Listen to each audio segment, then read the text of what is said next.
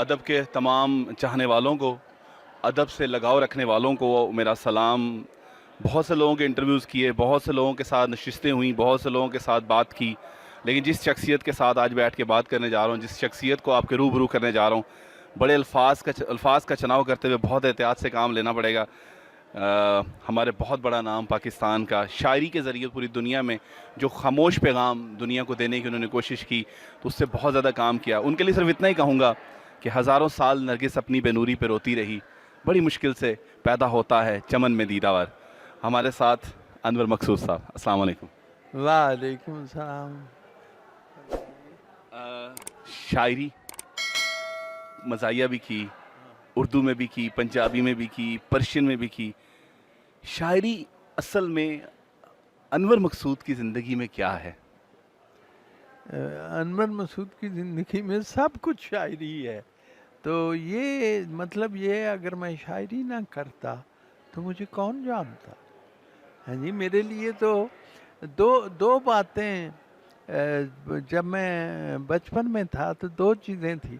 ایک تو پوئٹری میرے اندر تھی، اور دوسرا یہ تھا کہ مجھے ایک ٹیچر بننا ہے۔ مجھے ٹیچر بننے سے بہت محبت تھی، اسی لیے دونوں خواہشیں پوری ہوئیں۔ میں نے فارسی پڑھی اور میں ٹیچر بھی بنا، اور فارسی بھی پڑھی اور اردو میں بھی شاعری کی، پنجابی میں بھی شاعری کی، اور فارسی میں بھی۔ میرا فارسی کا مجموعہ عن قریب آ رہا ہے، اور 14 مجموعے میرے چھپ چکے ہیں، اور ایک رہ گیا۔ کچھ نظمیں ایسی ہیں جو پنجابی اور اردو کی ہیں، جو ابھی چھپی نہیں ہیں بلکہ چھپی ہوئی ہیں، وہ بھی عن قریب چھپ جائیں گی۔ اس کا نام ہے کچھ اردو کچھ پنجابی میں، یہ نظم ہے۔ تو بہرحال جی، مجھے شکر ہے کہ مجھے اللہ نے یہ توفیق دی ہے کہ میں اس کی مخلوق کو خوش کروں، اور یہ بڑی نعمت ہے۔ میرا دل نہیں چاہتا کہ کوئی بھی دکھی ہو۔ مجھے غالب کا یاد آتا ہے، خط میں اس نے لکھا ہے، کم از کم جس شہر میں میں رہتا ہوں وہاں تو کوئی بھوکا نہ ہو۔ تو میں یہی چاہتا ہوں کہ کوئی آزردہ نہ ہو، ملول نہ ہو، افسردہ نہ ہو۔ تو جو کچھ میں کر سکتا ہوں میں وہ کرتا ہوں، اور یہ سب اللہ کی طرف سے۔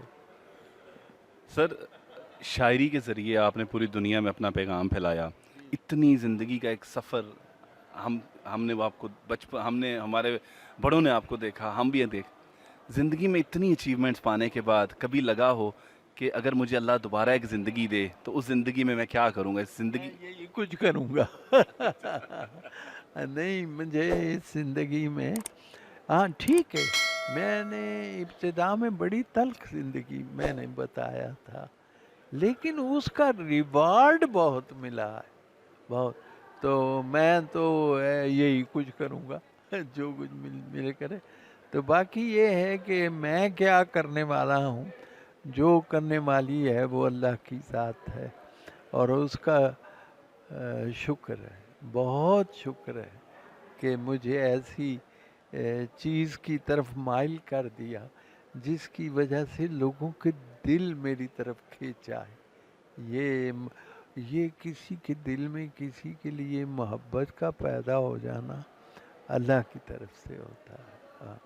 تو اللہ نے بہت نوازا ہے۔ وائف بھی میری پروفیسر ہے، بیٹی میری فارسی کی پروفیسر ہے، بچے میرے یہ ایک تو آپ نے، یہ بچے بڑے پڑھے لکھے اور بڑے تابعہ، یہ اس سے بڑی کوئی نعمت ہو سکتی؟ اس سے بڑی کوئی نعمت نہیں ہے۔